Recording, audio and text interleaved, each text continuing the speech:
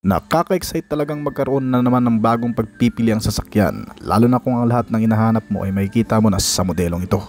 Ngayon taon na isang bagong pagpipilian na naman ang inilabas ng nangungunang Japanese car maker na Toyota na siguradong magugustuhan ng kahit na sino. Ang napakaganda nitong forma, malakas na makina, napakatipid sa gasolina at mas lamang ang modernong specs and features. At ang pinakadabis dyan ay mas affordable lang ang presyo nito.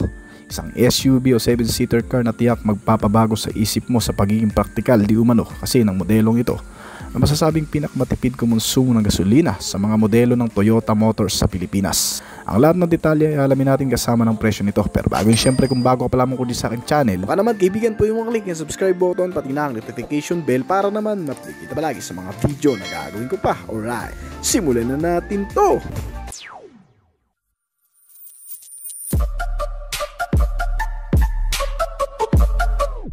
Dito sa bansa ay may paboritong sasakyan ng karamihan, lalo na yung mga nagtitipid at gusto ng mas sulit at praktikal na klase na SUV.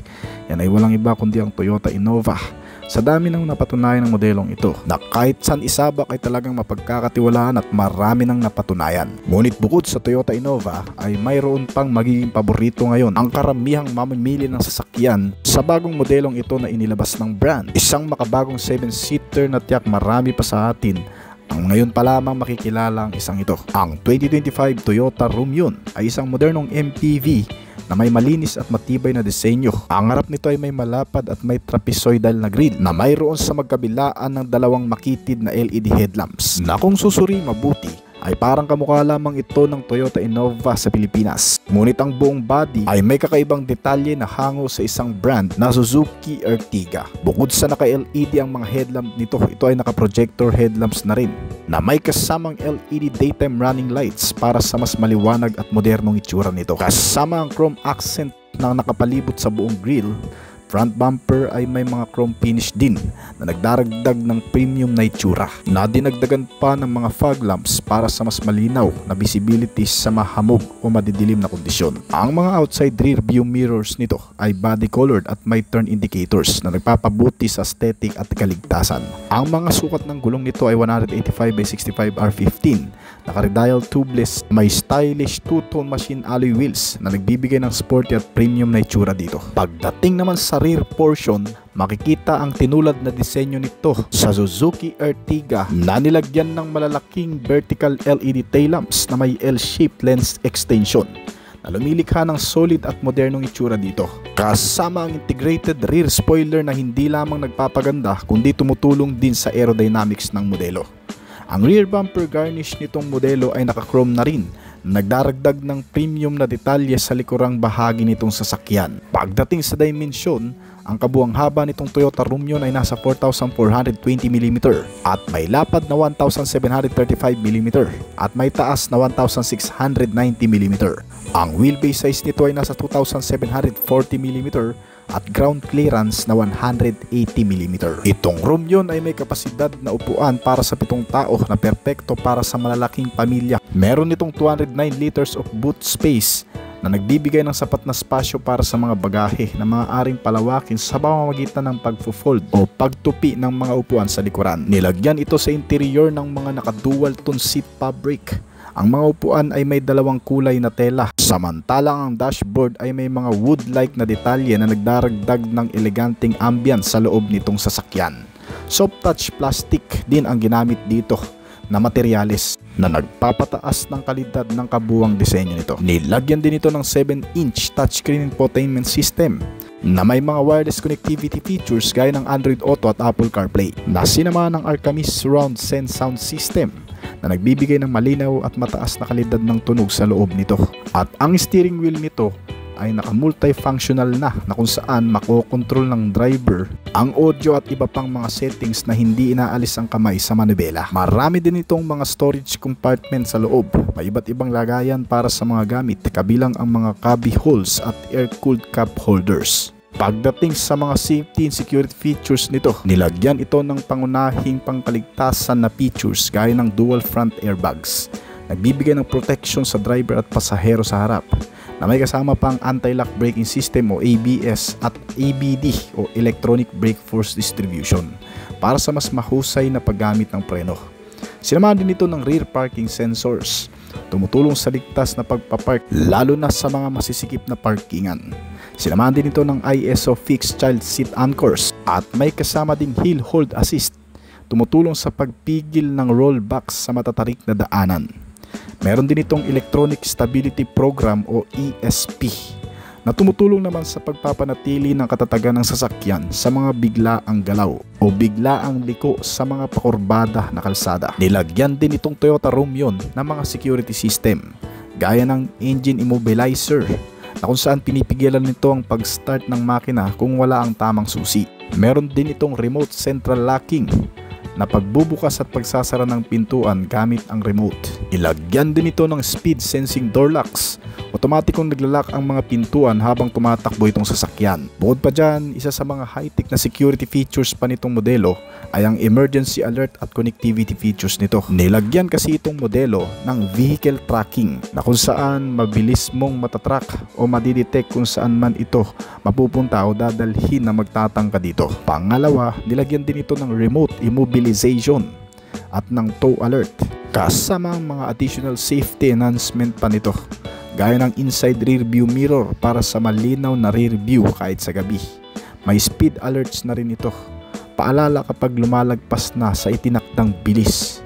Meron din itong seatbelt reminder na may tumutunog sa front na visual alert kung hindi nakakabit ang mga seatbelt ng upuan sa mga tao. Itong Toyota Romion ay gumagamit ng Hearthrek architecture platform mula sa Suzuki na gawa sa high tensile steel. Mas magaang pero mas matibay, kaya mas mataas din ang crash safety nito. Ngayon naman ay pag-usapan natin ang kabuuang detalye at performance ng makina nito. Itong bagong Toyota Romion ay pinapagana ng isang 1.5 liter K15C Smart Hybrid engine at gumagamit din ng natural aspirated 4-cylinder na may kabuuang displacement na 1,462 cubic centimeter. Nilagyan din ito ng dual jet o dual VVT technology na tumutulong naman sa mas malinis na combustion at mas mataas na fuel efficiency. Pagdating sa performance at capacity, kaya ng bagong Toyota Romion gumawa ng 105 na horsepower sa kada 6,000 RPM. Samantalang ang maximum torque nito ay umaabot ng 136.8 Nm sa kada 4,400 RPM. Ang torque ay mahalaga sa paghatak at pagbilis, lalo na kapag puno ang sasakyan. Papataas din ang katatagan nito sa mga matatarik na kondisyon ng kalsada. Ang kabuuang makina nito ay ipinaris sa alinmang 5-speed manual transmission at 6-speed automatic transmission na sinamahan pa ng paddle shifters para sa mas madali at mas smooth na biyahe sa trapiko.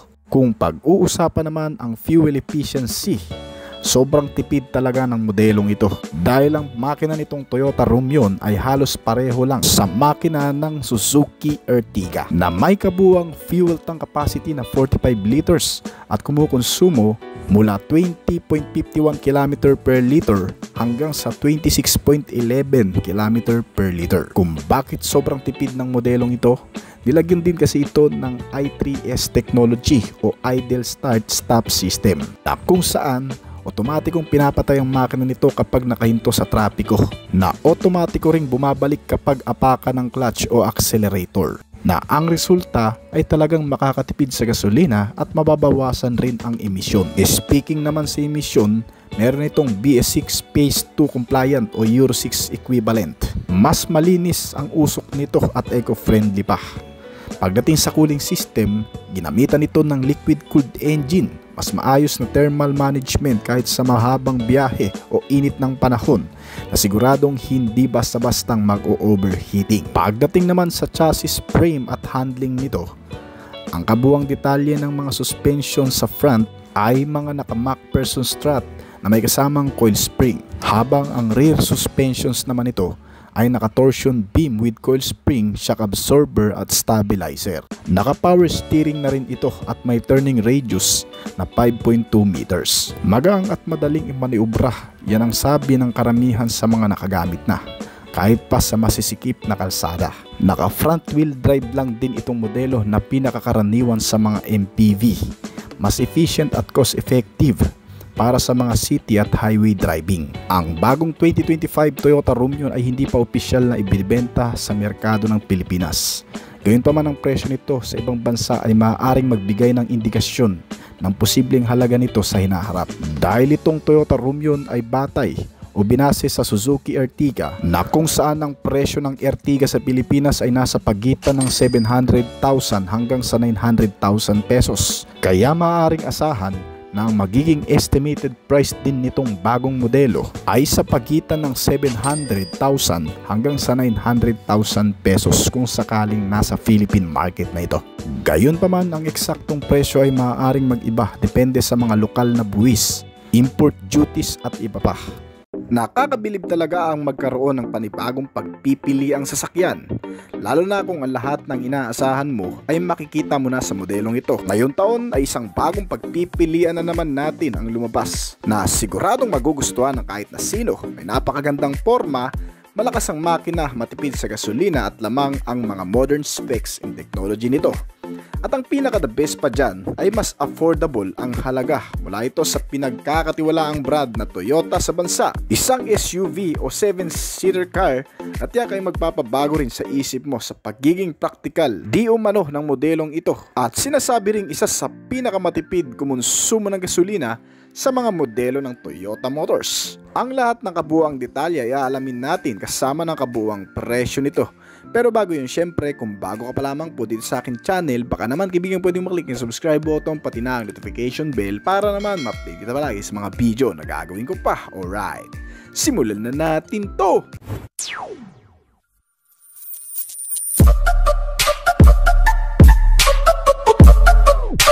Ang paglabas ng Suzuki Ertiga sa bansa ay talagang pinilahan ng marami dahil sa pagiging moderno ng katangian at mga nilalaman nito. Itong modelo kasi pagdating sa pagiging praktikal at pagiging matipid nito sa gasolina ay maaasahan mo talaga. Kasi nga naman ang bagong makina nito na sinamahan ng mild hybrid na tinatawag na kung saan ay nilagyan ng makabagong features na SHVS na tumutulong upang mas mapalakas o maparami ang napoproduce na elektrisidad para ang maging resulta ay mas tumipid naman sa konsumo ng gasolina. Well, sa ilang mga MPV car na ipinakilala na rin sa bansa kagaya na lamang ng Mitsubishi Expander, Toyota Avanza, Honda BR-V, Nissan Levina at Hyundai Stargazer, ang mga ito ay walang sinabi pagdating sa katipiran ng Suzuki Ertiga. Pero meron na raw tatapat dito pagdating sa forma, estilo at pagkakadesign ng external nito ay siguradong hindi ka magdadalawang isip na baka ito na rin ang piliin mo. Ang kalalabas lang din na Toyota Rumyon 2023 model. Isang modelo na kung sa panglabas na katangian pa lamang ay mapapansin mo na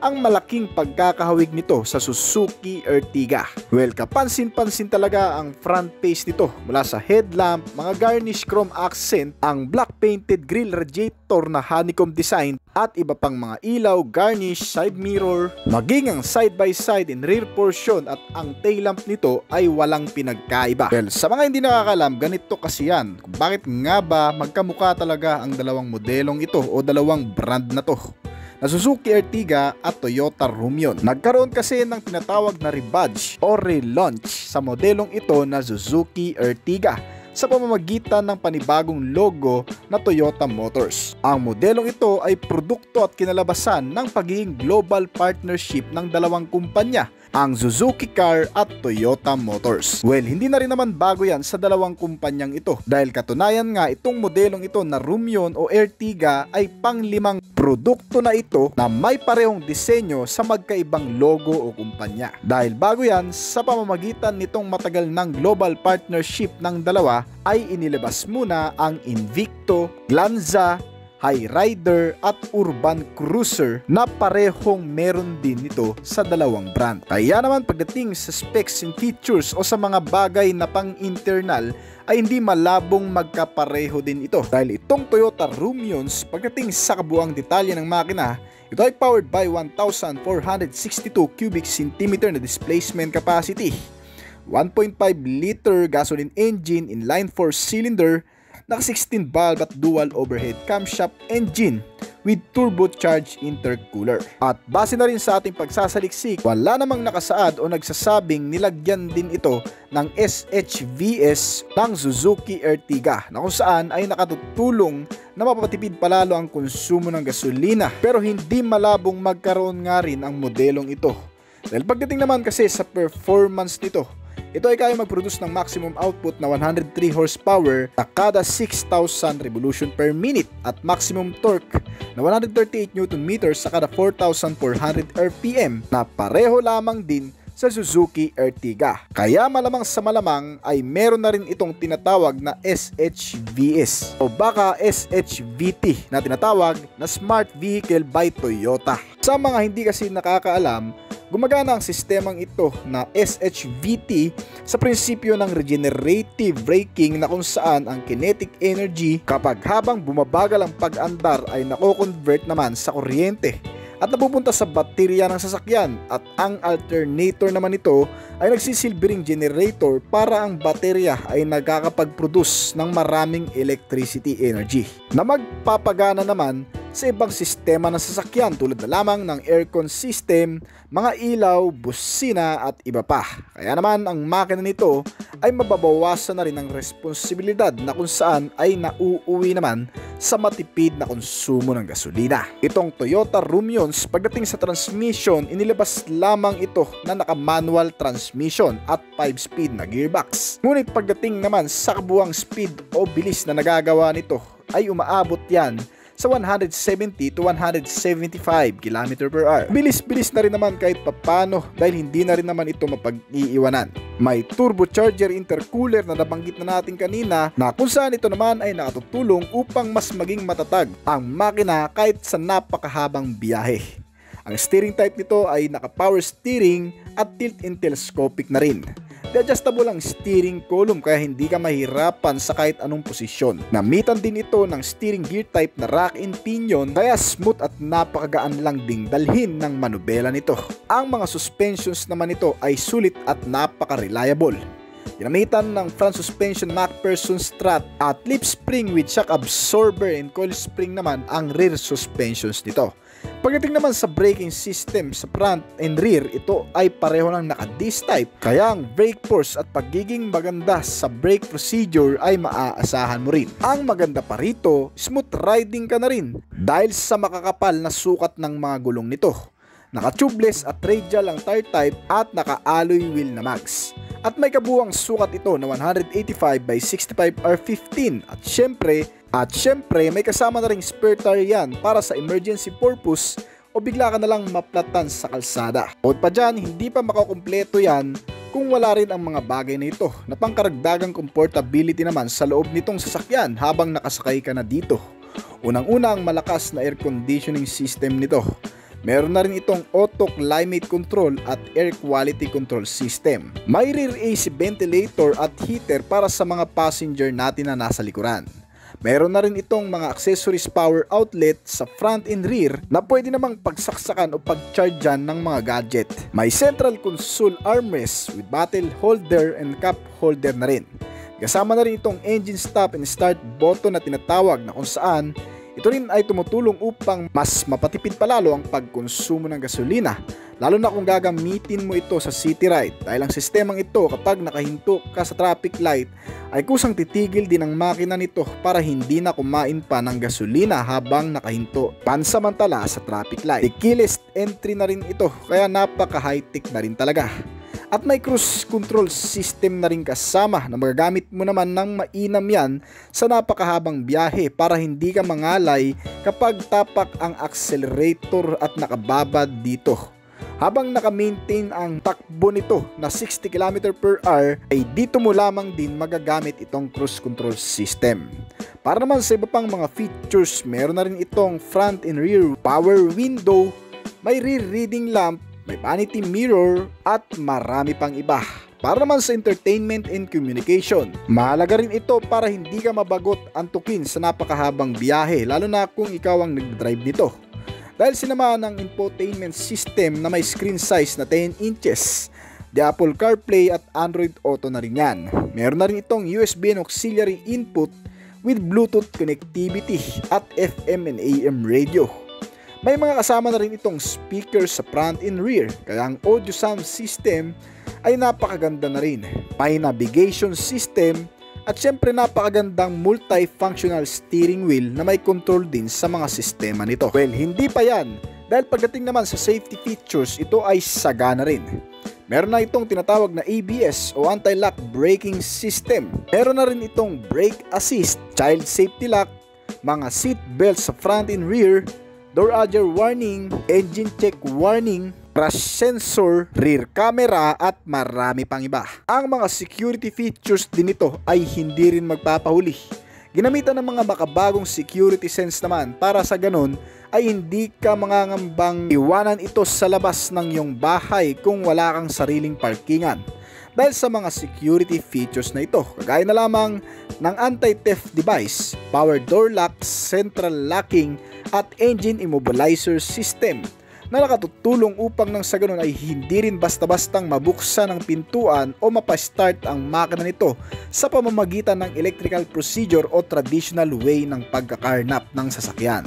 Dahil sa mga sistemang ito, hindi na uubra ang anumang tools na gagamitin ng kahit na sino mang magtatangka rito. Kaya hindi lang sa pagiging safety, protektado ka rin dito, alright. Bukod pa dyan, ang mga seats dito ay adjustable na rin ang height, foldable at may mga headrest na rin kasama yan. Napaka-komportable niyan dahil sa makakapal na foam na ginamit dito, naka-fabric upholstery. Ang iba pang bagay na makikita mo dito, bukod dito sa naka-smoke type na headlamp nito na naka-halogen type pa, ang side mirror din kasi nito ay auto electric folding na rin at user-friendly mga kaibigan.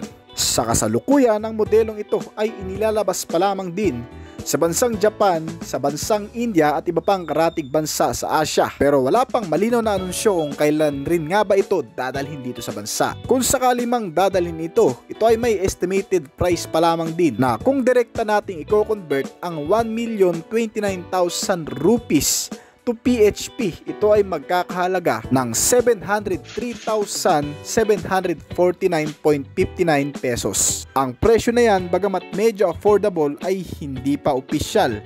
Dahil kalaunan kung sakali mang magkakatotoo na dalhin na ito dito sa bansa, ito ay madadagdagan pa sa halaga na naaayon sa cost of living natin dito. Pero mas maganda na rin siguro kung ganito nga ang magiging presyo din ito. Pangmasa at mukhang marami din talaga ang magkakagusto niyan. So hanggang dito na lamang po siguro ang ating video, pero bago po tayo magtapos ay nais ko po munang magpasalamat sa mga patuloy na sumusuporta, tumatangkilik at nag-aabang palagi sa mga video na ina-upload natin dito sa ating channel. Maraming salamat po at shoutout po sa inyo guys.